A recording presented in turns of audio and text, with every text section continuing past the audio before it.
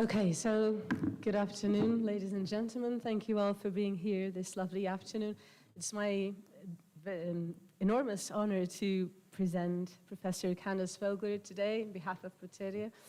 Professor Vogler is a philosopher and the David B. and Clara Eastern Professor of Philosophy at the University of Chicago, where she has been teaching for almost 30 years now. She has been working on ethics, social and political philosophy, philosophy and literature, gender studies, among many other interesting things. She has written 2 books, one called John Stuart Mill's Deliberative Landscape, an essay in moral psychology, and another one called Reasonably Vicious. Her research interests include practical philosophy, particularly that strand that comes from the work of Elizabeth Anscombe, practical reason, Kant's ethics, Marx and neo-Aristotelian naturalism. Today she will be offering a talk on the significance of being vicious. So please join me in giving a warm welcome to Professor Vogler.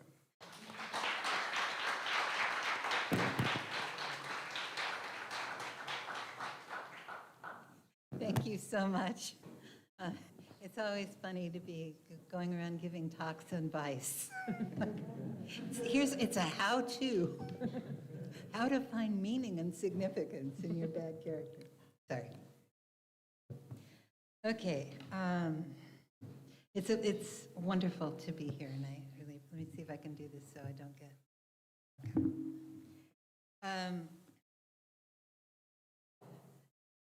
G.K. Chesterton famously remarked, "Modern masters of science are much impressed with the need of beginning all inquiry with a fact. The ancient masters of religion were quite equally impressed with that necessity." Is there a way to, it sounds like there's feedback on the, are you hearing it? I'm not sure what to do. Is that better? I don't echo so much.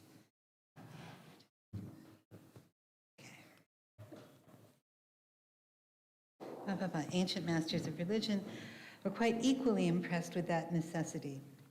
They began with the fact of sin, a fact as practical as potatoes. Whether or not a man could be washed in miraculous waters, there was no doubt, at any rate, that he wanted washing. But certain religious leaders in London, not mere materialists, have begun in our day not only to deny the highly disputable water, but to deny the indisputable dirt. Certain new theologians dispute original sin, which is the only part of Christian theology which can really be proved. Chesterton. Okay. The indisputable dirt is both actual sin and the understanding that there's something in us that doesn't quite protect us from the temptation to sin. Chesterton suggests that actual sin is sort of evidence of original sin. But you could notice sin and suspect that every adult human being has sinned at some point, and even think that humans are the only animals capable of sinning, without supposing that humans are sort of born to it. It's an uncomfortable topic. Gregory of Nyssa, who I think should be a candidate ancient master of religion, and offered powerful allegorical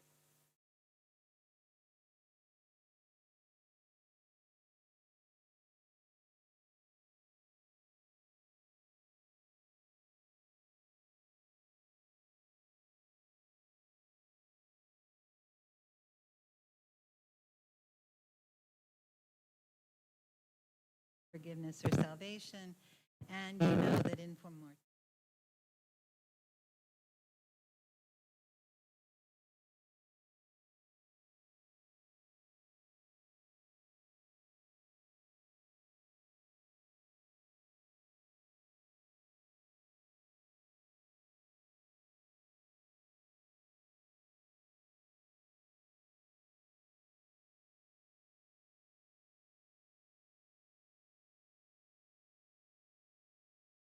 It belongs to many traditions.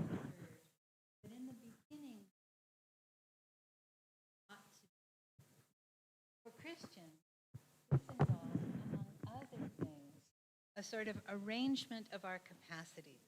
Our minds were subject to God, our appetites were subject to reason, our bodies did not make trouble for our minds in our minds, so we weren't subject to illness or infirmity or injury, mental or physical or otherwise.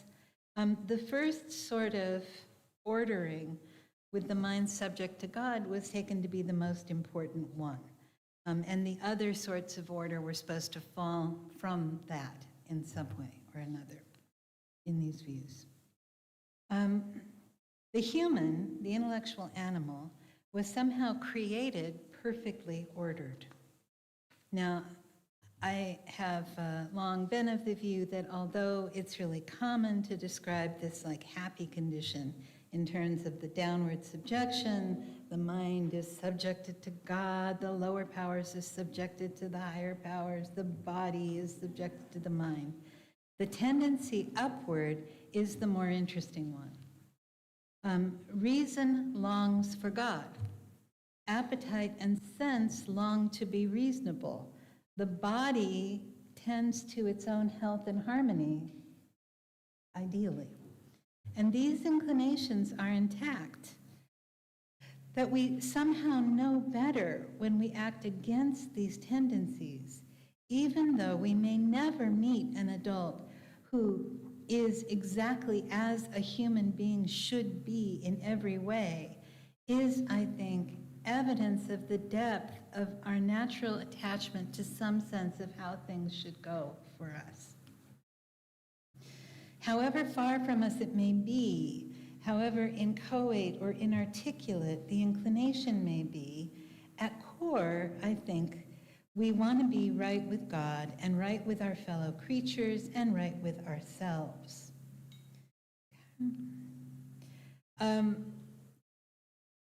And these ancient masters of religion that Chesterton pointed us toward were of the view that to deny that it was somehow in our nature to be directed to our own perfection would actually be to impugn God's justice.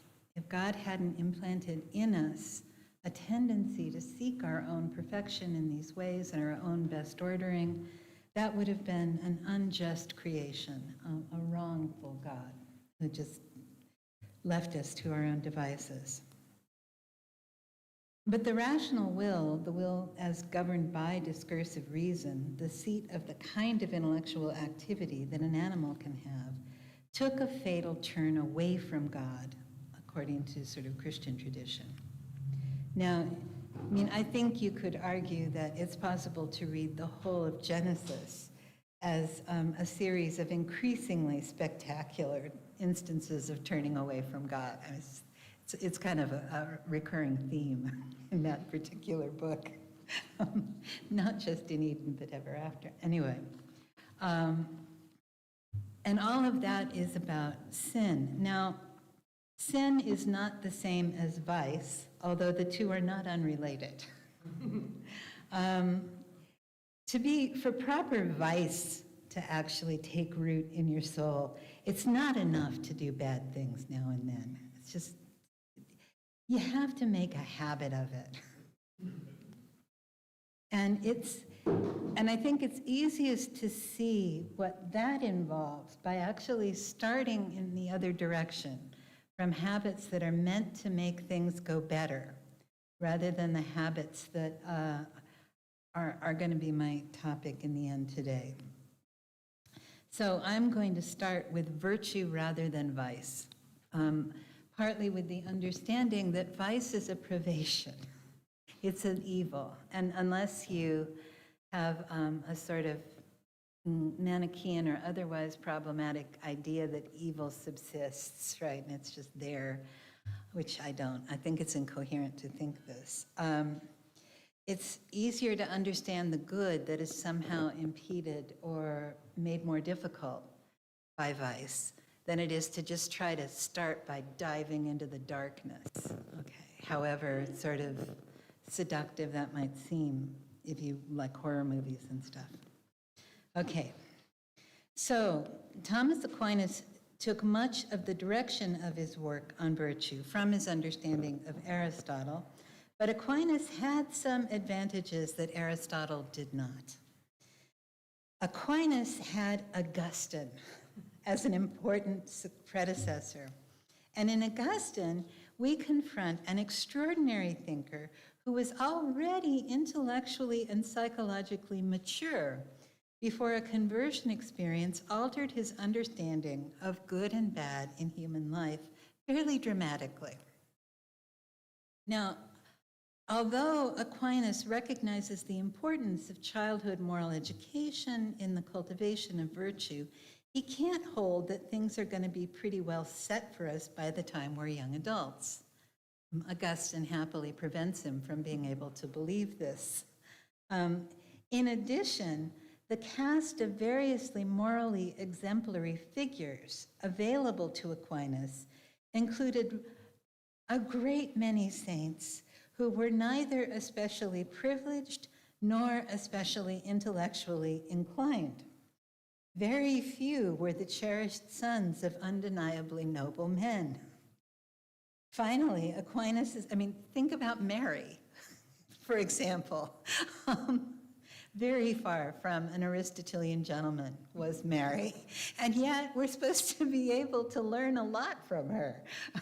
Similarly, almost any of the disciples, none of them look quite like the constituency Aristotle was imagining for ethics, and yet these are the people who are charged with trying to carry some understanding of how one should live out into the world. And Aquinas is answerable to all of those as morally exemplary figures. So he's got a harder row to hoe than Aristotle. He can't just restrict the constituency to the group of people who are you can basically expect to be pretty decent and good and well-ordered and well-behaved. He's got to make room for all of us. And that's really hard if you want to have ethical and spiritual aspiration for your constituency and your Aquinas. Okay. Finally, Aquinas' understanding of our nature was such that he took it that even an adult human being with like a full complement of acquired virtues was likely to err sometimes, to make mistakes, and likely to have reason to regret some of the things he did or failed to do, said or failed to say, thought or failed to think. The business of cultivating good character was, in Aquinas' view, ongoing. It was never entirely completed in an individual human lifetime. You did what you could. In all these respects, interestingly, Aquinas' understanding of virtue comes closer to some aspects of contemporary Anglophone understandings of virtue than does Aristotle's. It's both more generous, and there's some women, for example, and in the mix, and it's also more structured. Aristotle doesn't tell you a whole lot about the structure of things. It's one thing to say that if I want to cultivate justice, my best hope is to start by imitating my father's justice. I borrow his for a while until I've got my own to rely upon. It's quite another to try to talk to people whose fathers might not have been particularly just and try to counsel them about how to move forward from an upbringing that didn't look like, I don't know, the imaginary ideal ancient Greek one. Although I've often thought that Alcibiades gives the lie to that whole picture anyway. If you like the Symposium, the most privileged, best attended, most beautiful and brightest young man emerges drunk and just disrupts everything. And so it's sort of like, I always think the Alcibiades problem ought to have been a note to Aristotle, because he wasn't ignorant of it. Okay, so As a starting point for considering Aquinas' approach to virtue, think about the phrase darkened intellect, disturbed passions, and disordered will as a description of how things are for human beings generally. Now, for some, this phrase is going to have theological significance and point to the fall from grace. For anyone who occasionally reads the newspaper, watches television, or laments things that family members, friends, neighbors, civic leaders, or other people do, the phrase may be no more than a kind of concise description of our lot. That's how things are for us. Now, it's often hard for us to direct our energies toward long-term lasting good when doing so would prevent us from pursuing more immediate gains, or toward the common good when that looks to be at odds with private advantage. So this is a way of summarizing the trouble, not just when we, lie, cheat, steal, or commit acts like murder, rape, fraud, or torture on however grand a scale, but also in the thousand small occasions when we are impatient, selfish, moody, dishonest, ungenerous, or foolish, all the little ways. I prefer to not focus on the breathtaking commonality of bad judgment, bad response, bad habits, and bad deeds. That's not a good focal point. Focus instead on the extraordinary fact that perfectly ordinary people know better. That's the more interesting thing. Now, we may not put this knowledge to good use. It may not be a very well-developed knowledge, but there's some sense of knowing better when you know that you're about to do a thing that you know is a little shabby. You recognize this, I think.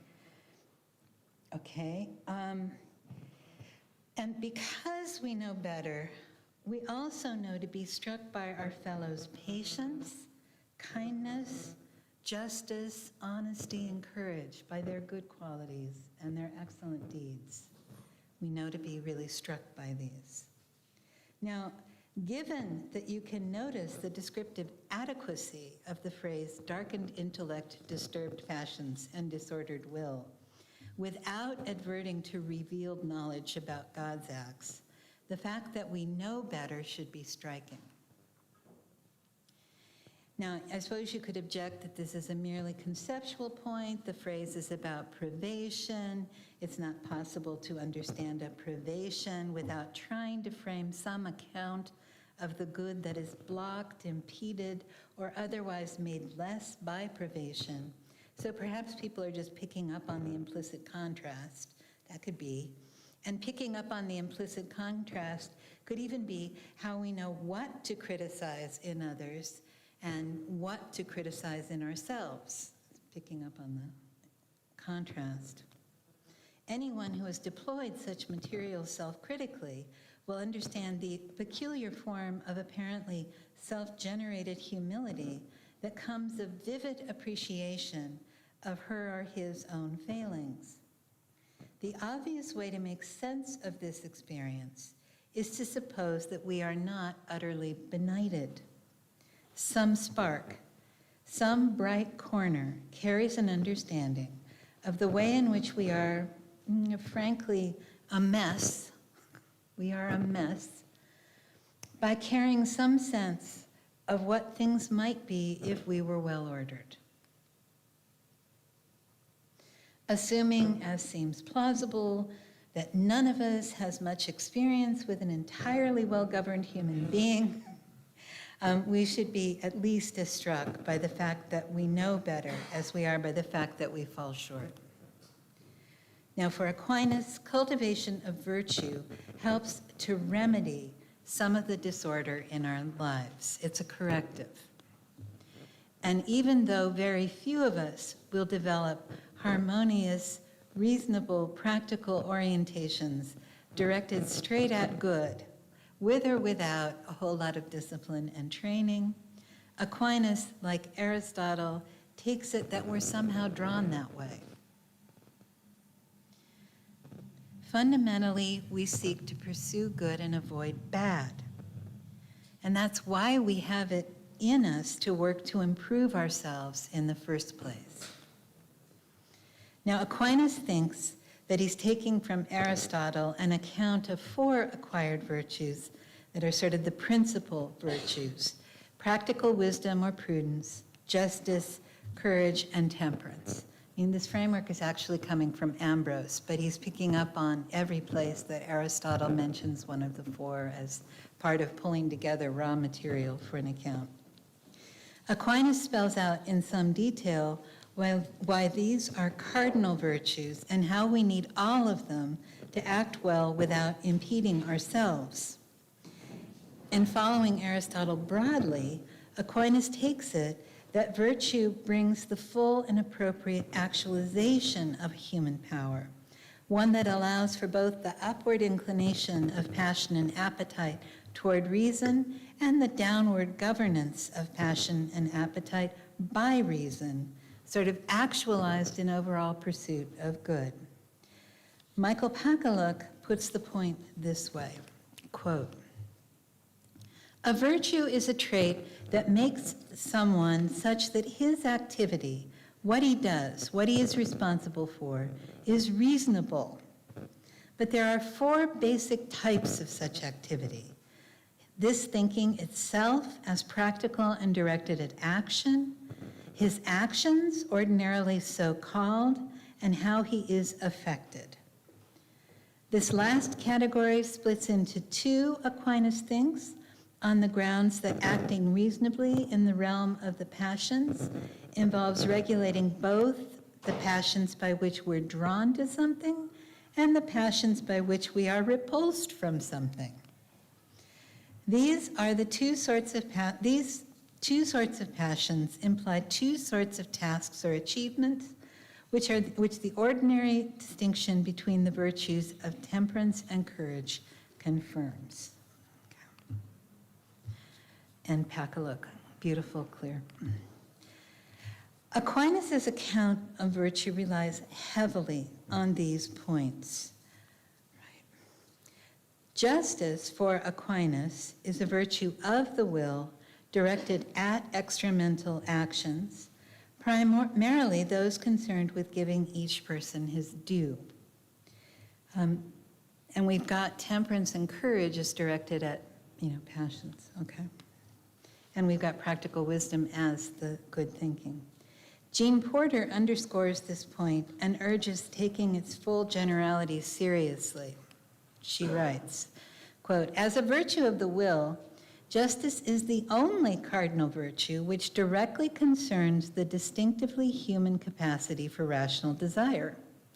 Moreover, it is the cardinal virtue directly concerned with external actions.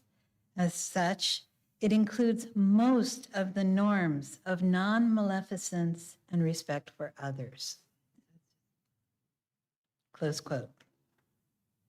So, as Pakaluk noted, temperance and courage are virtues of passions. Temperance renders attractions to desirable things reasonable, and courage is charged with reasonable aversion, principally with controlling our fear so that we can be appropriately steadfast. Crudely, then, prudence or practical wisdom corrects for darkened intellect in the practical sphere, temperance and courage for disturbed passions, and justice for a disordered will. Aquinas thinks that he's taking from Aristotle an understanding of these 4 virtues as the 4 principal virtues, all of which have to be cultivated for one to lead a good human life.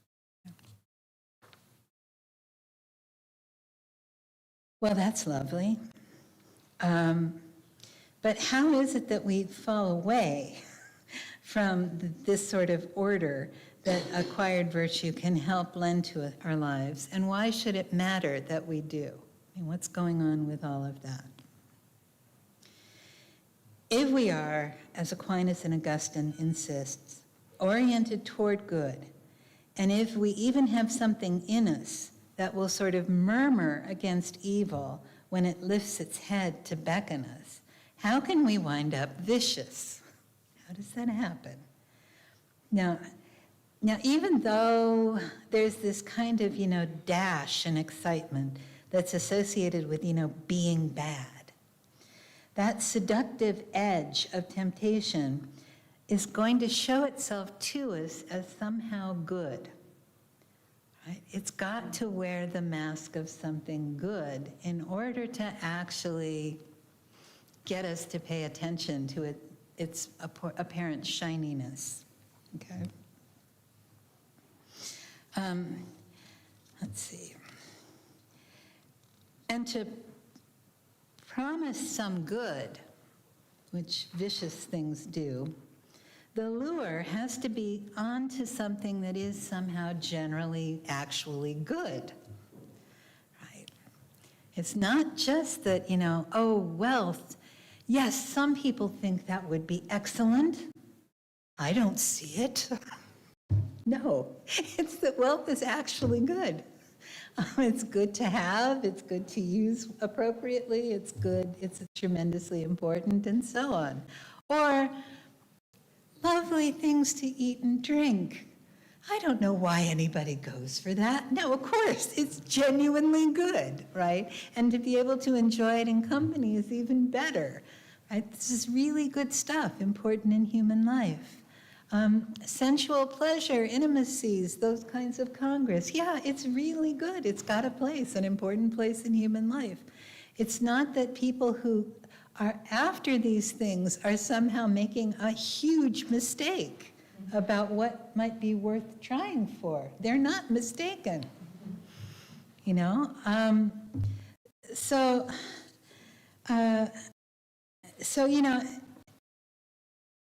that the lure has to be the lure of things that are genuinely good,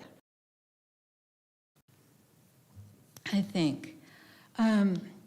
Perhaps the good is just this sort of thrill of the intact liberty of a will that will not bend to convention or the shabby expectations of others or the dull force of custom in the world. Self-expression. My people apparently love this a lot. If you go to the United States, everybody is all about wanting to find their true selves and then express them. Because somehow you could have such a thing and it would fail to show if you were, I don't know, if you don't have the right TikTok approach or something. So there's at least that good. Perhaps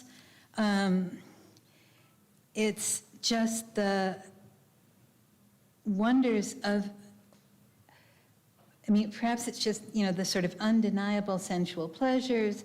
Perhaps it's the sense of power and security that a lot of things promise to bring us, whether they actually manage to deliver it or not. That promise. Perhaps it's just the joys of sort of winning a competition. I sometimes fear that it's any competition can lead you into a fairly vicious thing kind of quickly.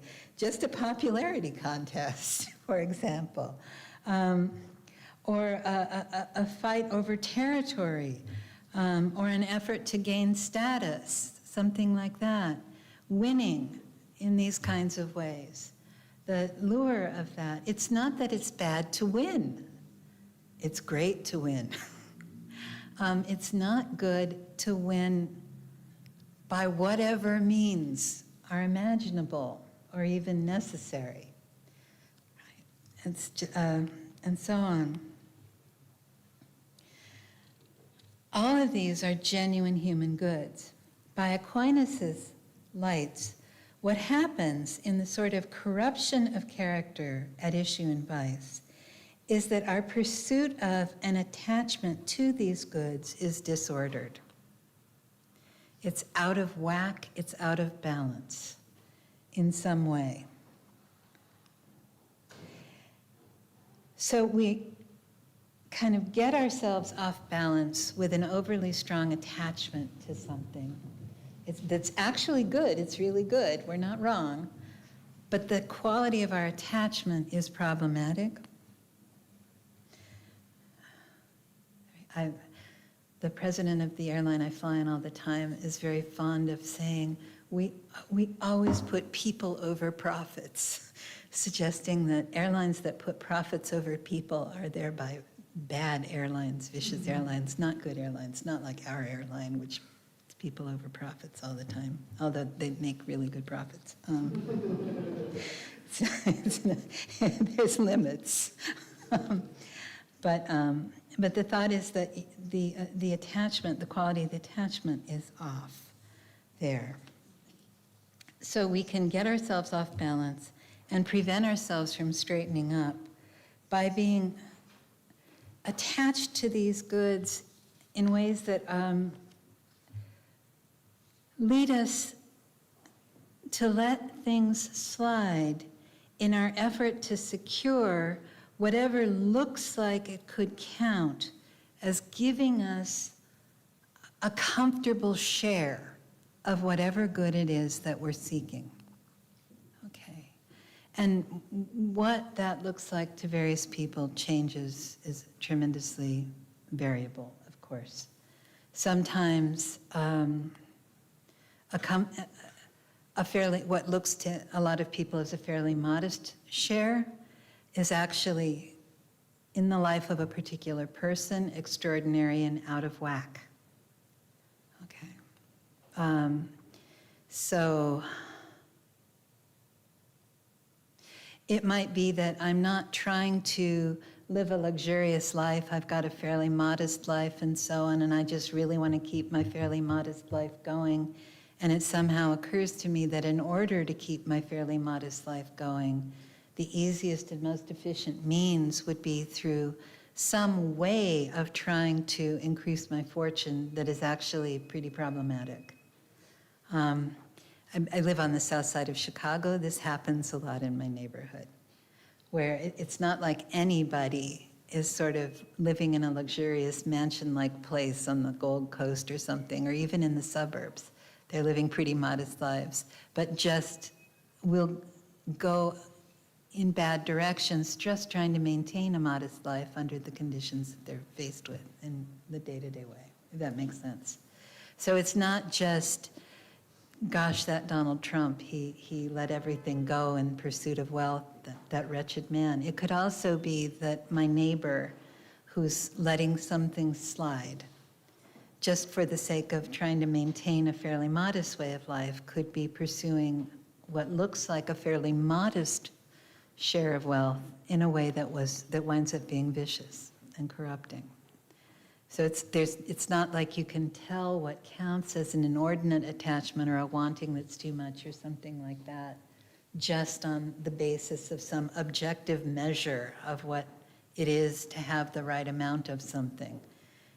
It's relative to what a person is willing to let slide for the sake of controlling what feels like a comfortable share of whatever good is at issue in the thing that's going to become a vice, in the little seed that's going to take root in a vicious way in a soul, if that makes sense. Okay.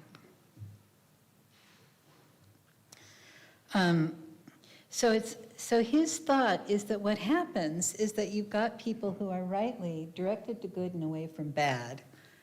They're right about kinds of things that are really good. They may even be right about why those things are good and what place they have in a human life. But somehow they're letting something slide in their pursuit of that good. And that's what's going on as vice begins to really take root in somebody's character. Does that make sense? Okay.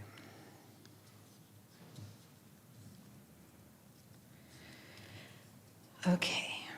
Now,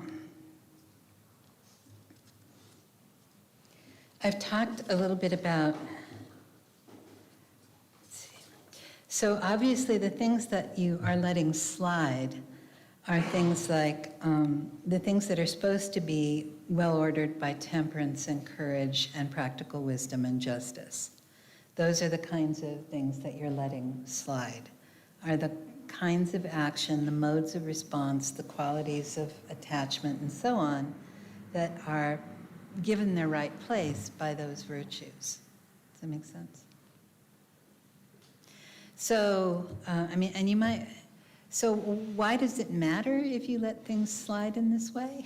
Like, why should we care about viciousness? I've been talking about, what's going on as vice starts to take root in a person's soul is that a quest for some kind of private advantage is preventing an agent from being able to be appropriately engaged in shared pursuit of common good. That's what's getting damaged. And common good is, common good is the context for Aquinas and, more recent folks like myself for understanding how virtue is actually operating. Now, I've been talking about it in terms of, your own soul and getting your own house in order internally and things like that. I've been talking about it from the point of view of the individual. And as a partial remedy for individual disorder.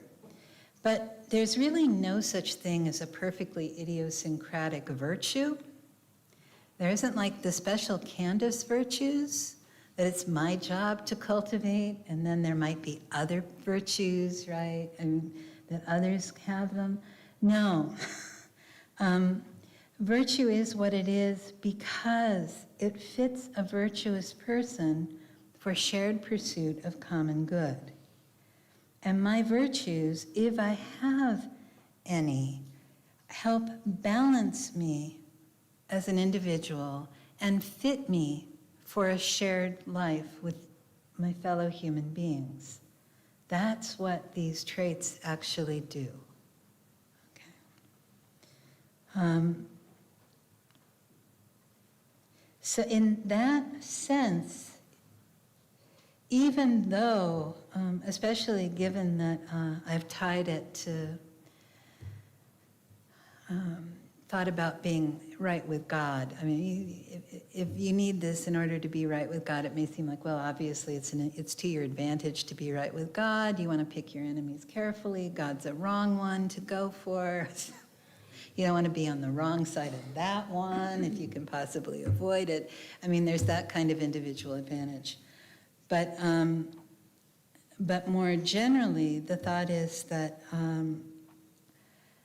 my virtues, the beneficiaries of my virtues, are going to be other people more often than not.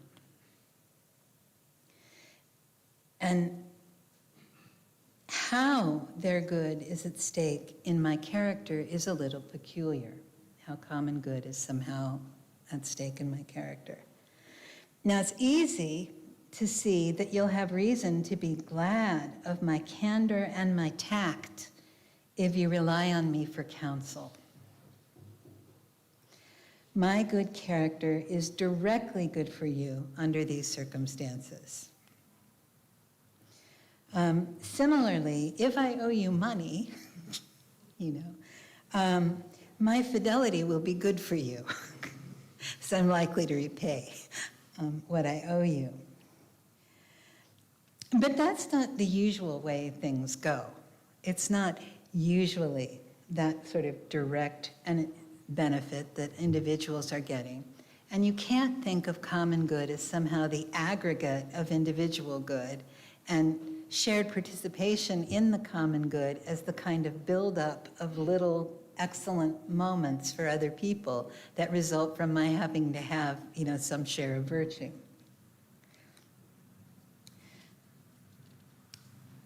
It's the common good is the good that we have in a life together in a certain kind of way. Shared pursuit of sound social world.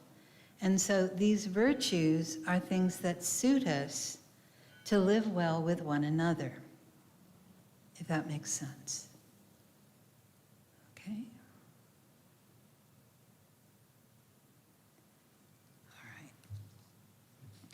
in that sense, the beneficiary isn't just the lucky person I repay when I take out a loan.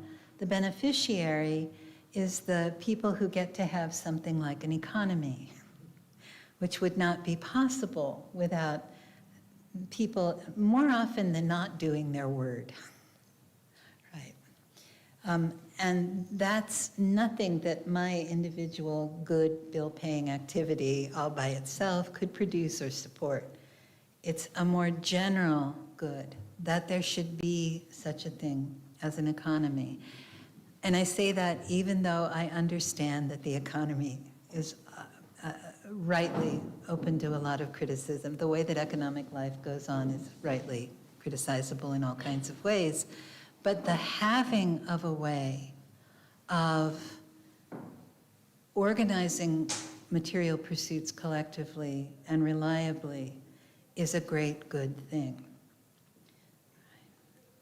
Even if you don't think that the one we've got is as good as it could be. And I don't know, even though I'm from the University of Chicago, where we have the Chicago School of Economics, which is like capitalism cubed,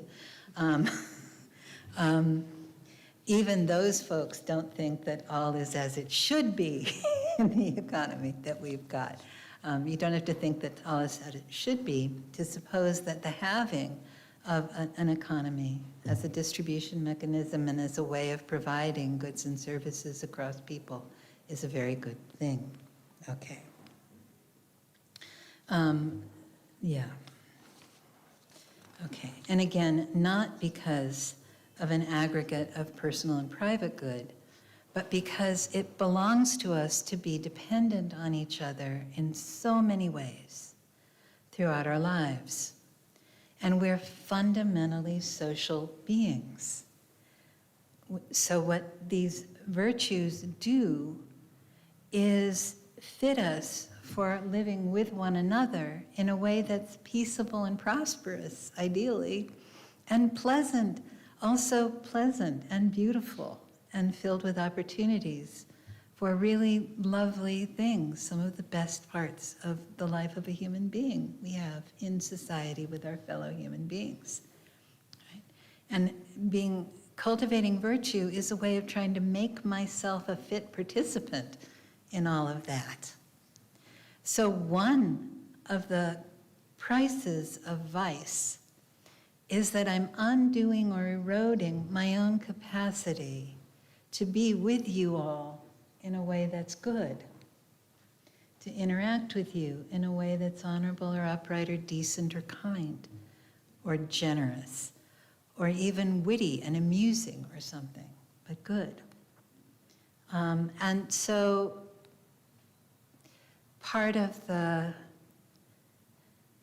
yes, one horrible thing about vice is it's going to set you at odds with at least a few of your fellow human beings, people in my nation notwithstanding. At least some people will not like you if you're vicious, and some people will hold it against you if you're vicious. There's all that. But it also makes you unfit for life with your fellow human beings in a deep way. And it prevents you from being able to fully participate in all of the possible joy and beauty there is in living with your fellow human beings. So it erodes that capacity, even if all it does is produce for you some tiny corner of your life that you regard as shameful and dark, like not to be seen and never to be known and so on. And only your intimates know about it, and you'd rather they not see how strange it becomes, whatever it is. That having even that little shrouding, hiding away, shameful sense is toxic to you and toxic to your capacity to engage freely and openly and in a good way with your fellows. It's really, really damaging. And if you've got it in you to pursue good and avoid bad, and if that is as fundamental as people like Aquinas and Augustine thought it probably was, right, then having such a thing eating away at you is very, very harmful, toxic, and dangerous to you. It really will not just prevent you from enjoying some of the things that there are to be enjoyed, but also prevent you from being with other people in a way that allows you to actually flourish with one another. So that's the significance of vice. Thank you very much.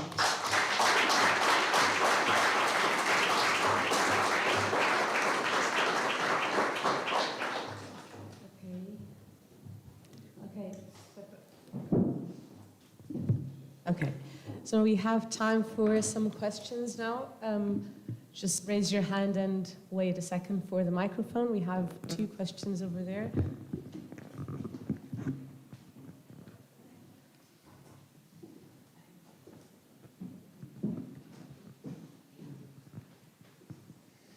Hi. Oh. Hi. Thank you very much. Well, I have several questions, but I'm going to stick to one. Is this something that you said in passing before you began? If I understood it correctly, you said that it is incoherent to think that evil subsists. Yes, I think it is. What, could you explain that, please? Oh, wow. Well,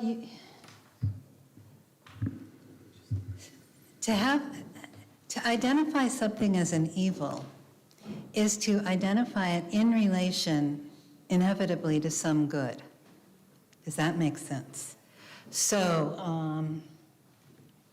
I've got multiple sclerosis. I've got MS. It's a natural evil, and you can identify it as such because it affects my mobility and other things, right? It's because I can watch people happily bound up the stairs that I can notice that this is a natural evil, okay?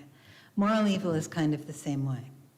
It is understood as such in contrast to some sort of a good. So if you are supposing that there's subsistent evil, it's like supposing that there is a drain on something, only there's nothing to be drained away. It's that kind of incoherence. Does that make sense?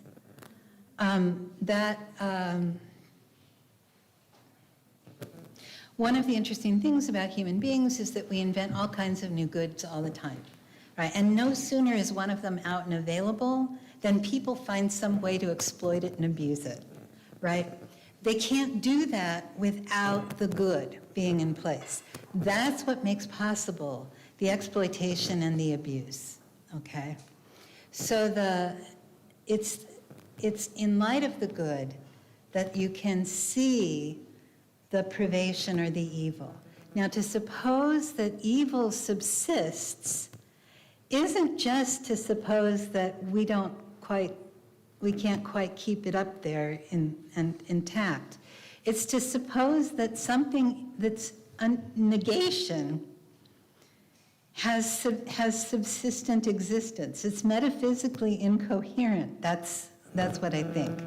And I think it for these like good old-fashioned scholastic reasons, but also Aristotelian reasons. Ancient Greek reasons and stuff. So that's the thought, is that it's because evil is privative, that it can't be subsistent. Now that doesn't mean that I can't be a deeply corrupted person who manages to share my toxicity very broadly.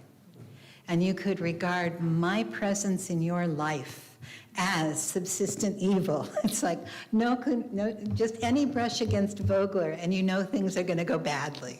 We don't know which way or how, but somehow something bad is going to happen. That's different from supposing that evil as such subsists. It's imagining that there are very toxic people in the world. And it's been my experience that there are indeed toxic people in the world, and they really do spread darkness in all kinds of exciting ways. But But that darkness that spread can be seen only because it's in contrast to what ought to have been there. Does that help? Thank you. That was a really fascinating talk. If I understand your definition of virtue, then it's that which helps promote the common good in the aggregate. Does that mean that virtue is flexible, depending on the context and circumstance, and whether at any point this action over that will promote the common good? And second question, who gets to define the common good? I work in the European institutions. There's lots of very diverging views about the common good, clashing against each other every day. So who gets to take the call? As to who ultimately gets to make the call, I don't know. I think that's one of the things that we hash out. One of the difficulties with being, in the human kind of way, pursuing good and avoiding bad is that there's tons of disagreement about what the positive destination is, and tons of disagreement about what the bad would be. That's fine. So I don't know that we would have to be, to some extent, the arbiters of common good, but there are certain kinds of things that you can know that are just sort of objective, and you can know that these will be problematic for the common good. I guess the most palpable one at the moment is something like climate change. Climate change is contrary to the common good. This strikes me as one obvious example. Now, does that mean we know how to cooperate in such a way that we can keep ourselves from running ourselves off the cliff along with, many other species and so on? No. It doesn't mean that we know exactly how, but you can see that this is contrary to the common good. In my country, it would be to the common good if there was such a thing as a consistent and reasonably implemented policy around immigration and asylum seekers. Those are huge issues in the United States, right? There's no such thing as a policy. I can imagine most people thinking, that's it, let's go there. So it's always going to be controversial in that way. And you have to just work it out. I don't think that virtue changes. Circumstances do. And kinds of acts that tend to be good can be rendered really terrible if sufficiently ethically hostile circumstances are part of the context. An example I give my students all the time is that it's normally a good thing to feed your children some breakfast before you send them out the door in the morning on their way into the world. But not if the house is on fire. If the house is on fire, you need to get the children out now. And making them sit and finish their muesli is not a good idea. That's like actually an evil under those circumstances. So generally, the way that people in my line of work try to think about virtuous stuff and about actually practical wisdom and choosing what to do is that you want to try to find action, a course of action or a policy or something that isn't a bad kind of thing to do, e.g. genocide, bad kind of thing to do, even if it's a filthy little people and nobody would miss them ever and they're a problem for the rest of us, never, we don't get to do it, right? Genocide, bad kind of thing. Something that's done to a bad end. I go to the trouble of rescuing you from some danger, but that's because I'm blackmailing you, and if you fall prey to the danger, my income will be hurt by it. Done to a bad end, done under inappropriate circumstances, kids keeping them in the house when the house is on fire, so on. Or done in a bad manner, or with respect to the wrong sorts of people. Those are the kinds of things that enter into trying to determine. And what virtue is supposed to do is help us hit on good things to do under our circumstances and so on. Does that help at all? I mean, I'm really glad that you're working where you're working and that you're all trying to figure things out. I'm one of the people in the United States who believes that Europe is more likely to get something right than we are. But that's partly because you've got bodies that are actually devoted to thinking about stuff and discussing it. And our political system seems devoid of those at the moment.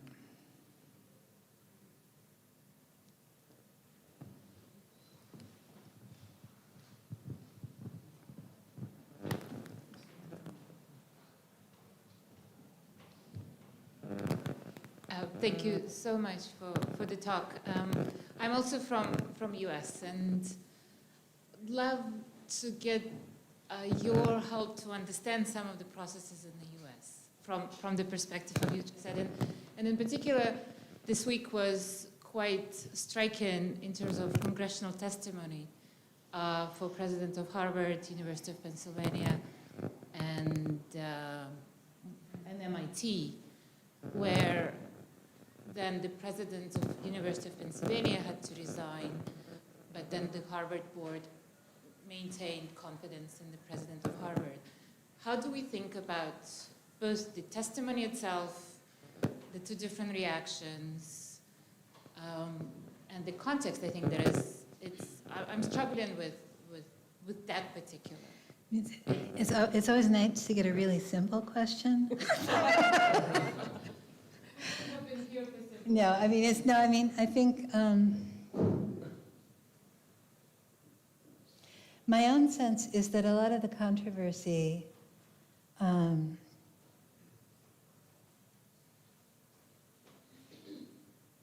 around identifying anti-Semitism. Like nobody wants anti-Semitism. I mean, the term is the name of the thing that's supposed to be bad, right? You don't usually say anti-Semitic, yay, unless you belong to certain kinds of groups that we won't discuss. But if you take it that concern over things that the government of Israel, or the state of Israel does, are automatically anti-Semitic, because you take it that you can identify the Jewish people in some sense with Israel, or Judaism with Israel or something, then some things will look anti-Semitic to you that won't look anti-Semitic to you if you don't make that identification.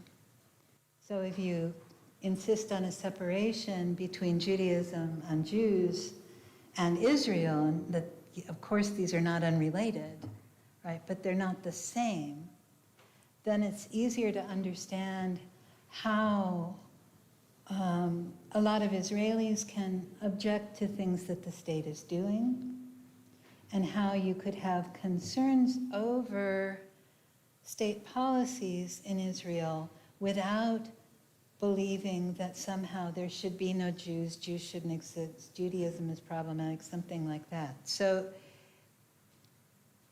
a lot of the situation in the United States has to do with how to understand criticism of the state of Israel, and whether criticism of the state of Israel is automatically hate speech and anti-Semitism. Because if you think that any criticism of the state of Israel is hate speech and anti-Semitism, then like my 5 best friends in Tel Aviv are guilty. Right? My 5 closest friends in Tel Aviv are guilty of this thing, because they're critical of various things that the state does. If you don't make that identification, then you assume that part of what it is for Israel to be a thriving place is for it to be a place where there can be lively debate and criticism, internally and externally, then you have a different view of this. So it really depends on where you stand on that. In terms of like what to do about the congressional testimony and whether people should have lost jobs and things like that, I have no idea. I mean, I really have no idea. And my home, the University of Chicago, is famous for being a place where the thought is that you should be able to have very unpopular opinions and actually express them, sometimes on campus. And provided that you're not expressing them in a way that prevents the regular business of the university from taking place. So you're not preventing other students from attending classes, you're not preventing other faculty from maintaining office hours, you're not in some other way disrupting the educational institution and its work. You should be, there's spaces you can say what you want.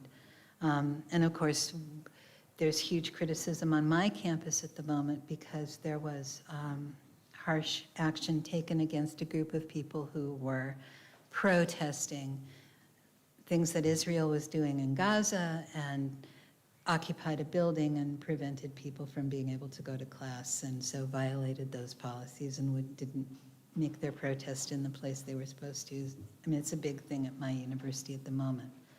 But the stuff that needs to be sorted is given that anti-Semitism is an evil, how do you understand what counts as hate speech and anti-Semitism? And I don't think that there's a shared view of that in the United States, at least not one I've encountered.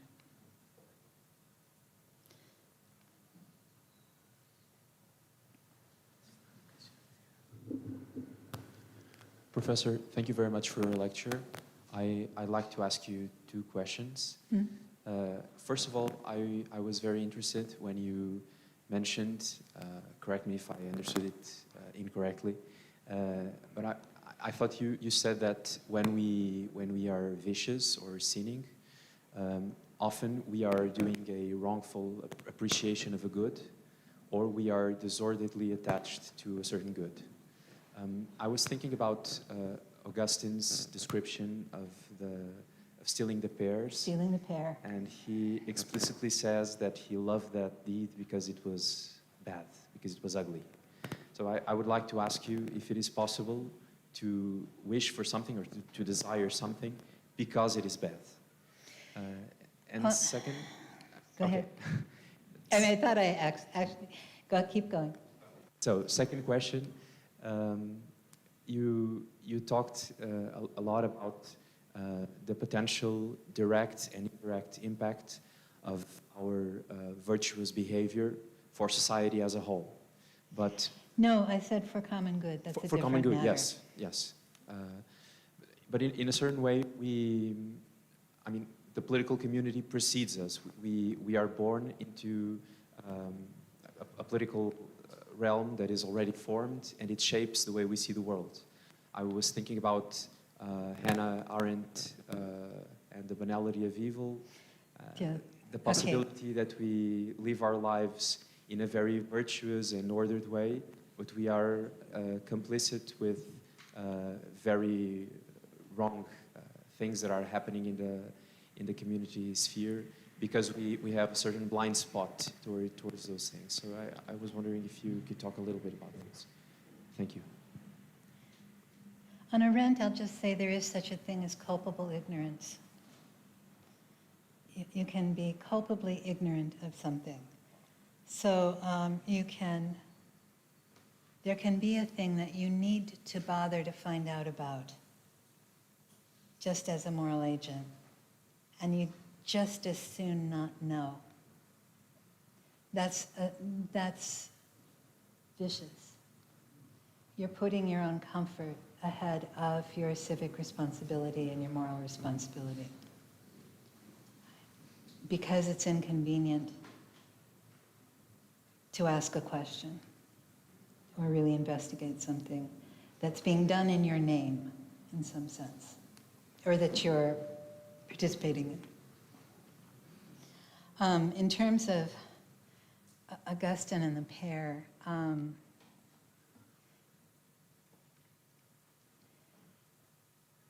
the shininess of it is, he he tries to refuse the thought that it's something like the intact liberty of the will, that is the expression of the intact liberty of the will. No other good did I seek from this, but that it was. And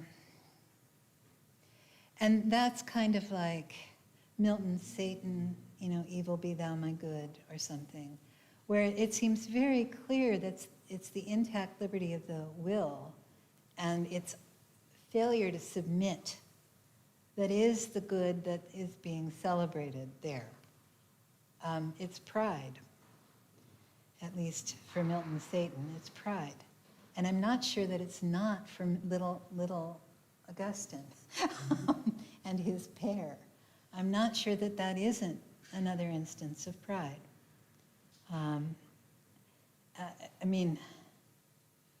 I find the Confessions kind of very difficult work in a lot of ways. But that incident, people make much of it. It's a really important literary moment. And it's very hard to parse, and deliberately very hard to parse. In beautiful Latin, it's hard to parse. Does that help?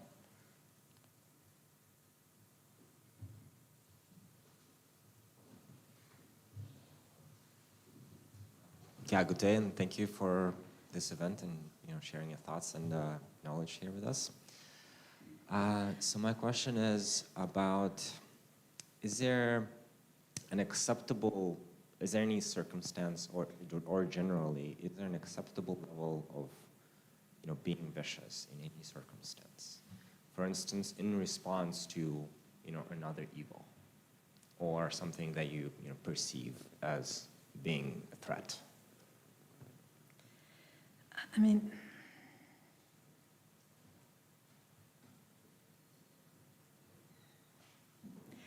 I would tend to say no.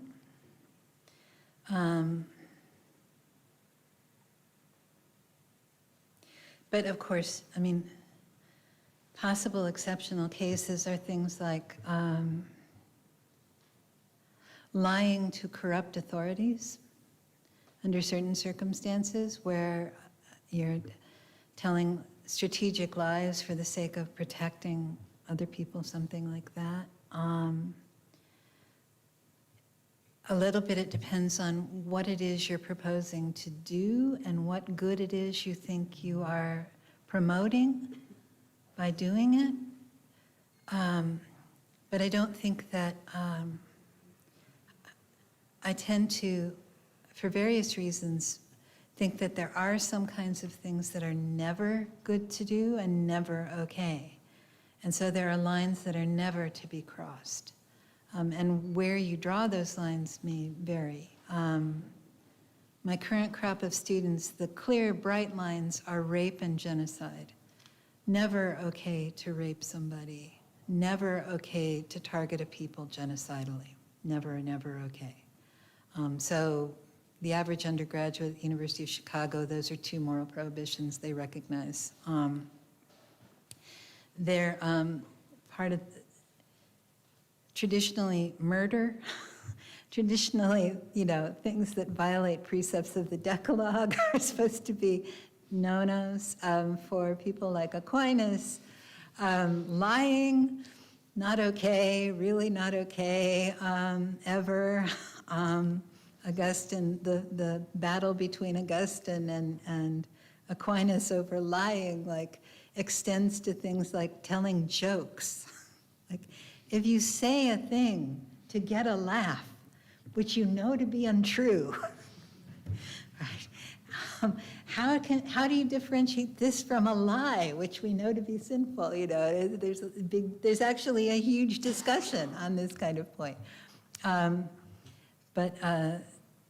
So Aquinas and Kant are down on lying under any circumstances.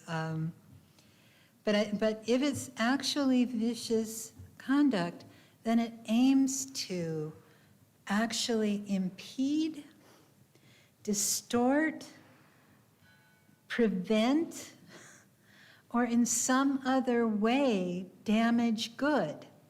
If it's deliberate vicious conduct, you're trying to damage good. And the question becomes, under what circumstances and to what extent can you conceivably seek to damage some good? And it kind of depends on what good you're talking about. Right? If you're talking about the possibility of a life for a child, I would want to say, under no circumstances do you have reason enough to be deliberately attacking that good. If the good in question has to do with, property or something, then you can have an argument depending on all kinds of things about property, but you're trying to think about, if you're setting out to do acts that would look to be vicious, you're setting out to do acts that are directly harmful of good. They're trying to prevent good from happening. Or you're taking things that are good and twisting and destroying them. So if you want, torture for me is another one that's never okay, right? And because of humans being the way that we are, you might, if you're trying to get something from me by torture, you would probably get better results if you hurt my husband in front of me than if you, break my arm or something. Like, I might be able to withstand a certain amount of getting beat up and misused and things like that, but I couldn't bear it if you were doing that to members of my immediate family. That's because of the depth of that relation. So a torturer who understands that is trying to use the strength of something like family love against the victim of the torture. Does that make sense? So trying to subvert a genuine, powerful good for some private end, whatever that happens to be, that's like vices, like vicious acts are like that. Does that make sense?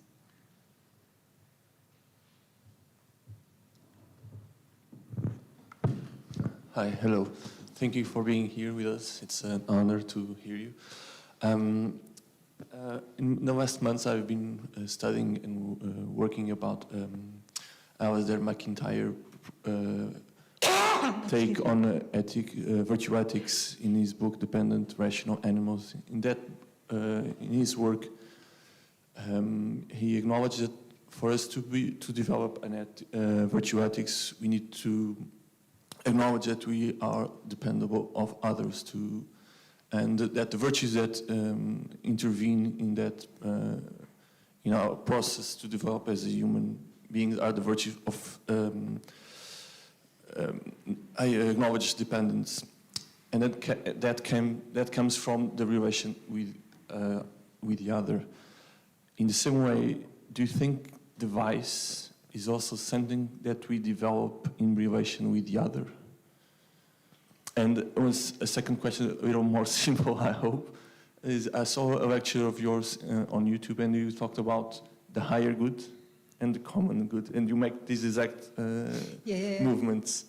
Also, if you could explain the difference between a common good and a higher good. Again, always a simple question. No, it's in terms of developing vice is becoming vicious is usually much more self-serving than that.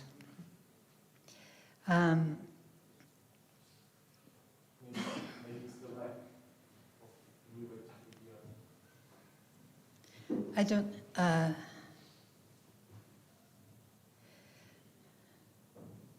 I think it's taking for granted other people in various kinds of ways. Abusing the trust that they have in you, those kinds of things. Vice tends to take that sort of a shape a lot of times. I'm thinking about things like, let's see, for Aristotle, one of the things that it's never okay to do is adultery. Right? The name implies badness, kind of act. It's not a question of the right woman, the right manner, the right place. It's like it's never okay to do this. This is never an okay kind of act. If people are going in for adultery, then they're generally abusing a relationship, at least one relationship of trust. And they're doing it usually for the sake of private pleasure or advantage or something. That's usually what's going on. So it's different from the kind of understanding of dependency that Alistair is talking about as the cradle of virtue. Does that make sense? Highest good used to be a topic, used to be from ancient Greek forward for a long time in European philosophy. Highest good was a topic for philosophy, like what is the highest good? And the highest good was supposed to be the good that rendered other kinds of things good. They were good in relation to the highest good, and that was spelled out and complicated in different ways. And I was making it up there because it was explaining the structure and order of goods that were below it and more ordinary and garden variety goods. So that's probably what I was doing. I never know exactly what I'm doing when I talk with my hands because I never am quite aware of doing it.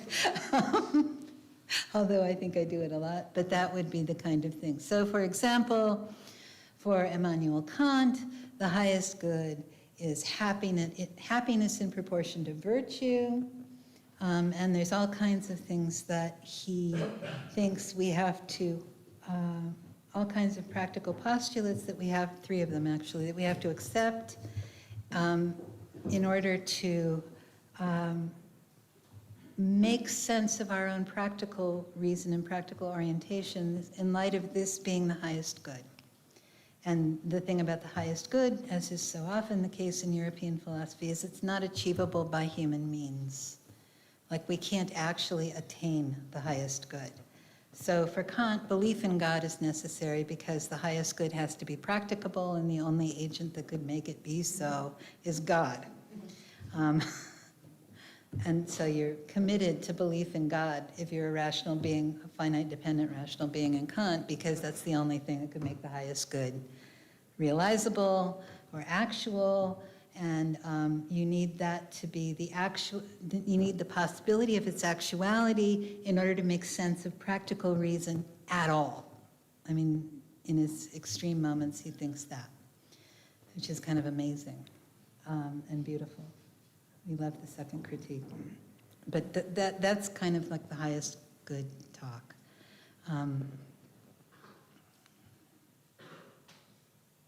Okay. So, thank you all for your lovely questions. We have finger food and some drinks over there. You can continue this informal talk if you want. And please join me in welcoming Professor Candace Vogler for this wonderful talk.